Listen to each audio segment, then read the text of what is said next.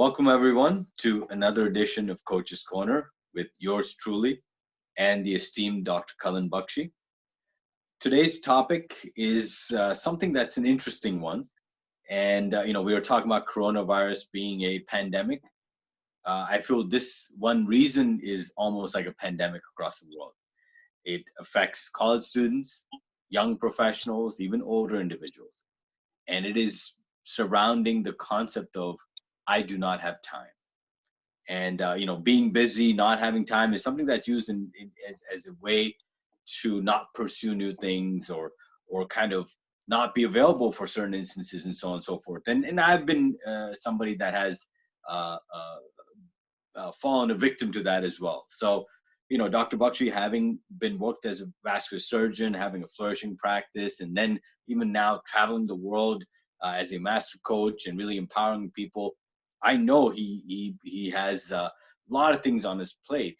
So I would love to get your thoughts on how you overcome this and some tips and perspective on this particular subject about not having time or I don't have time. Thank you, Maulik. It's a very interesting topic, and one part of it we'll address today is the accounting of the time. And okay. I often say that, time management is not really managing time, but managing event. What do you do with the time you have? Now, it's fascinating that everybody has gotten 24 hours a day for 7 days. For example, we take a week. Let's calculate that just as to what we do, generally what we do, most of the people. It calculates to how many, 168 hours in a week, right? Yep. And so let's put down these numbers here, and let's say 8 hours of sleep, which is, average sleep that people do. So 8 times 7 is 56 hours of sleep.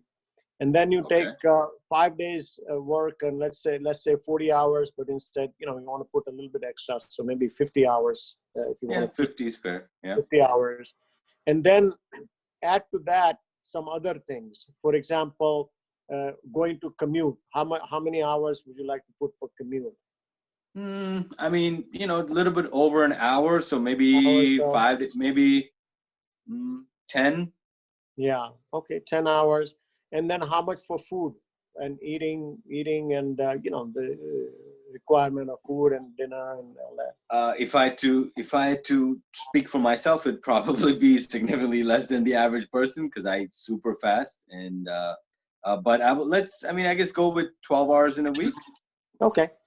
Well, let's put 12 hours there for food. And then, some relaxation time, for example, television and spending time with the family. Maybe a couple of hours, you think, a day? Yeah, I would say that is fair. I mean,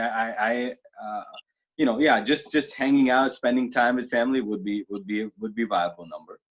Relaxation and all that, and then getting ready and all, just for personal care, personal items, etc. Maybe an hour maximum. I don't know how much time you usually. I just thought I'd put for calculation's sake 10. Okay. All right. That seems reasonable. All right. So just see, am I missing any other area that we should be covering that you're doing? Most of the people have these activities as the common activities.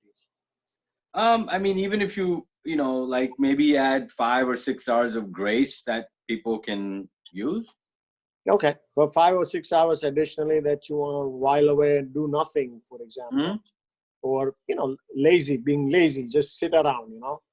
Okay, yeah, or it could be book reading. It could be, I don't know, Netflix, chatting with family, something. I don't know. Okay, so how are we doing with the total numbers now? So the total is 158 hours. 158. Yep. So now you're talking about having 10 hours. Now, what are these 10 hours doing? What's happening with 10 hours? So 10 hours means at least an hour a day, maybe more on the weekends. Sure. Maybe weekends are a little bit relaxed. So maybe 2 hours on the weekends and 7. So, so we have some unaccounted time, unless we have something special.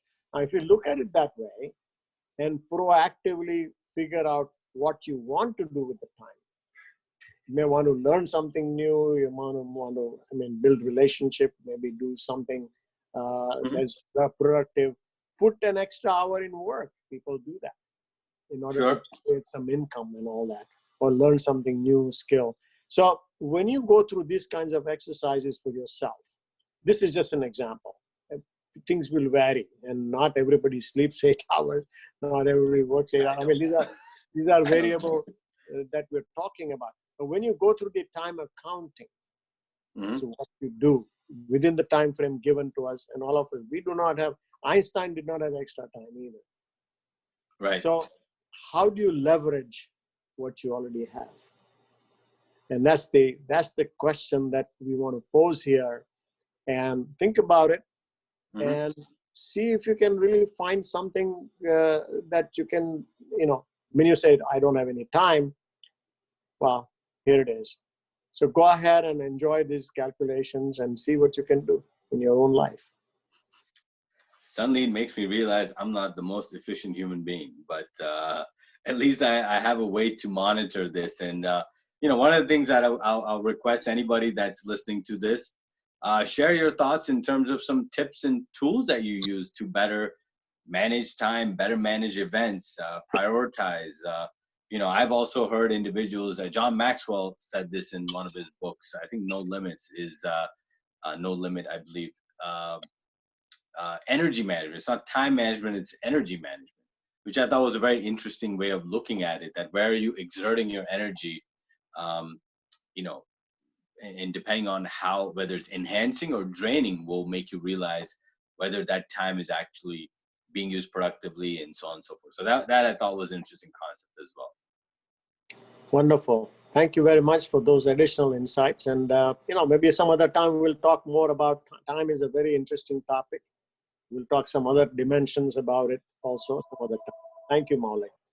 Thank you very much. Have a good one.